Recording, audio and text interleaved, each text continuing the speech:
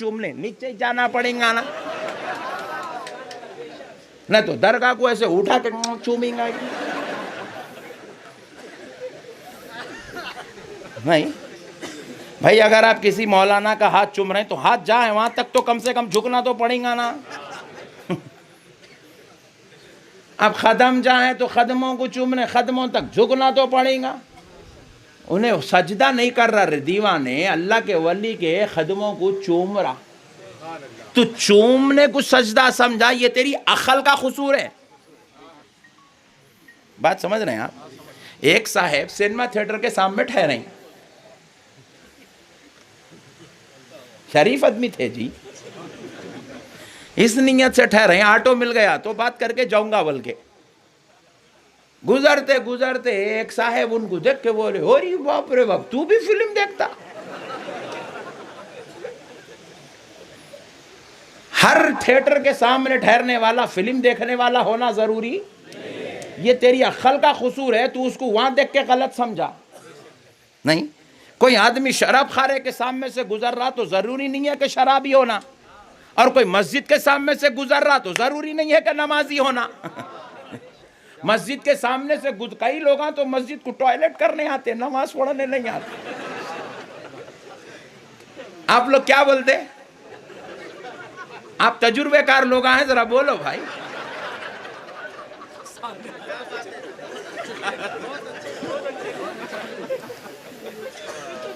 नहीं, हाँ मैं तजुर्बेकार लोगों की बातें कर रहा हूं, तुम खामोश बैठो।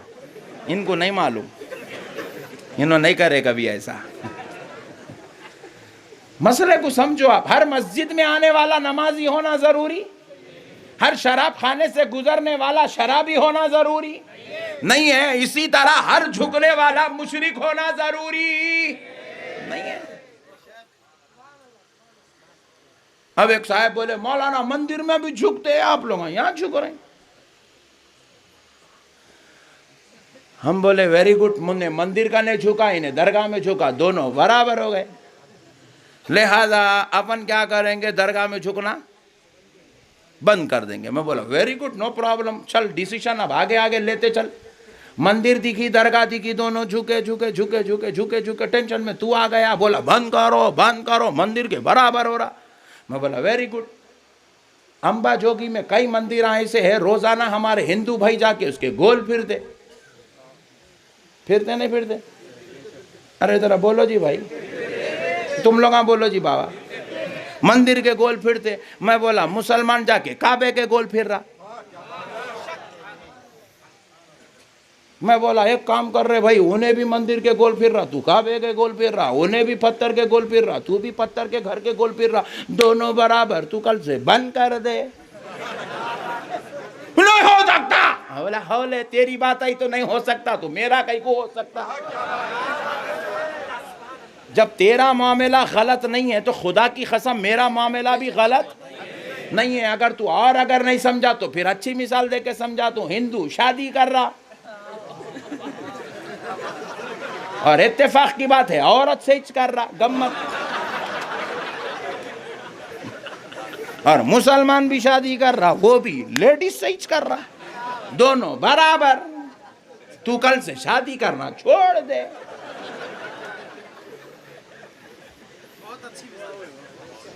हो सकता क्या भाई?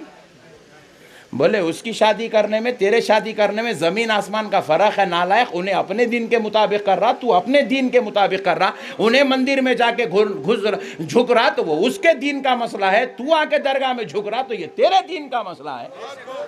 उन्हें उसके इबादत खाने के गोल फिर रहा तो वो उसके मजहब का मसला है, तू अपने इबादत खाने के गोल फिर रहा है, ये तेरे मजहब का मसला है। उसका खुदा और है, तेरा खुदा और है। वो मंदिर में झुकता है तो खुदा समझ के झुकता है, तू दरगाह में झुक रहा है तो खुदा का महबूब समझ के झुक रहा है। बात समझ में आई? ये है इबादत और अकीदत में फर्क, इसको समझना जरूरी है। जब तक आप इबादत और अकीदत को नहीं समझेंगे उस वक्त तक आप सुन्नियत पे कायम नहीं रह सकते। इबादत और अकीदत में फर्क है, जरा बोलो।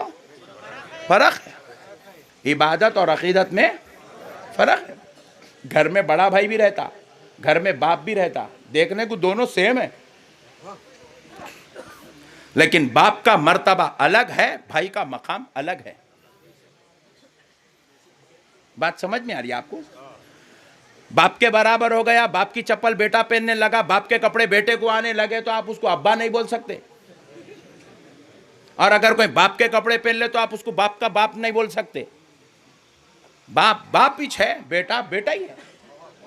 इसी तरह नमाज नमाज है, दरगाह दरगाह है, इबादत इबादत है, अकीदत अकीदत है। मसलों को समझो मुसलमान। ये हमारी अकीदतों को बेटे क्या करे, पकड़ लिए।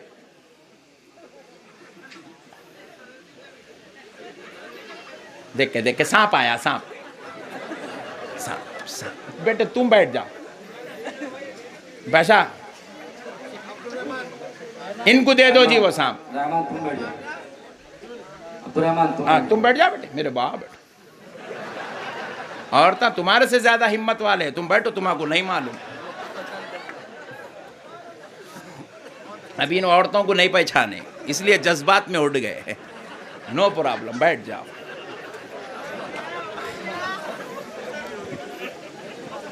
रहमान मियाँ ना तजुर्बेकार आदमी है,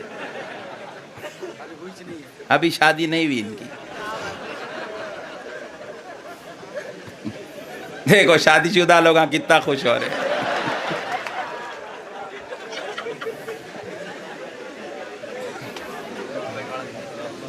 मसलों को समझो। मैं आपको तकरीबन 350 किलोमीटर दूर से आया, खुदा की कसम हंसाने नहीं आया, लेकिन मेरे को मालूम है आपको 2 बजे रात तक बिठा के रखने का तरीका क्या है।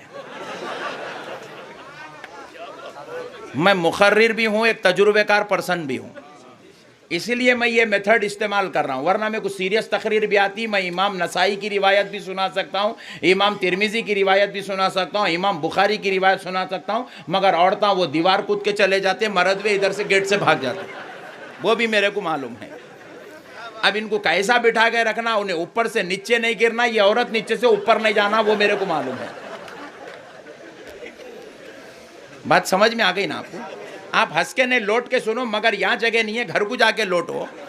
मगर खुदा की कसम मेरी बात समझो, मैं आपको 5000 करोड़ की बात बता रहा हूँ आपको। मैं आपको दीन का मेथड समझा रहा हूँ, दीन। अगर मेरी बात को समझ गए ना, कोई बदअकीदा नहीं बनता, और बदअकीदा समझ गया तो उन्हें पट्ठा कल से फातिहा देता ही देता हूँ, कल से उन्हें दरगाह को आता ही आता उन्हें। अब जरा एक थोड़ी देर के लिए एक मसले को समझ लीजिए। अब ये जो वली हैं, इनसे हमारे को आखिर अकीदत कई को है। एक हो गई मोहब्बत, एक हो गई अकीदत, एक हो गई इबादत। इबादत और अकीदत में आप फ़र्क समझ गए। इबादत खुदा के लिए, अकीदत वलियों के लिए, राइट भाई? अब ये बोलिए हमारे को आखिर ये वलियों से मोहब्बत कई को है? आखिर क्या बात है भाई? आज पीरा निमा साहब आके उर्स में इतने लोग जमा हुए, आखिर क्या ताल्लुक़ है? अभी एक बच्चा बेचारा दस्तरखान बिछा रहा, रोटियां ला के रखते जा रहा। मैं बोला मियाँ तू बहुत जज्बाती दिख रहा, तू अम्बा जोगी का तो नहीं हो सकता, क्योंकि अम्बा जोगी के लोग बड़े ठंडे हैं, तू बड़ा एक्टिव दिख रहा। बोले जी हाँ मौलाना, मैं मुंबई का हूँ। बोला क्या बात है। समझ रहे ना मसलों को? तो आप गौर कीजिएगा, इतनी दूर दूर से लोग आए, कोई उस्मानाबाद से आया है, कोई बॉम्बे से आया है, कोई शोलापुर से आया है, कोई किधर से आया है, कोई किधर से आया है, कोई किधर से आया है। भाई आखिर बात क्या है साहब? और हर कोई आ रहा है, सूफी साहब की तारीफ कर रहा है। अरे हम पूछे भाई, अरे भाई हमारे बाप का हमें उतना तज़किरा याद नहीं है, सूफी साहब का जितना तज़किरा याद है। आखिर सूफी साहब कितनों को 2-2 तोले सोना दे के गए भाई, जो इतनी मोहब्बत में लोग तड़प रहे। तो बोले सूफी साहब ने तो किसी को सोना नहीं दिया। तुम बोले सोना नहीं दिया तो कम से कम चांदी दिए होंगे। बोले चांदी भी नहीं दिया। अरे चांदी नहीं दिया तो फिर आखिर उनके पीछे इतने तड़प रहे पूरे, भाई जमीन दिए क्या? बोले नहीं जमीन भी नहीं दिए, फिर क्या दिए? बोले भटकी हुई इंसानियत को खुदा का पता दिए।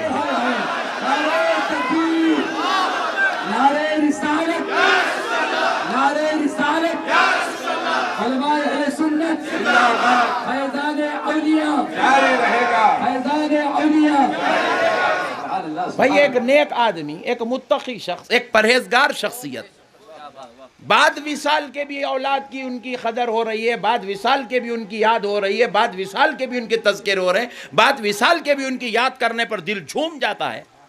वजह क्या है साहब?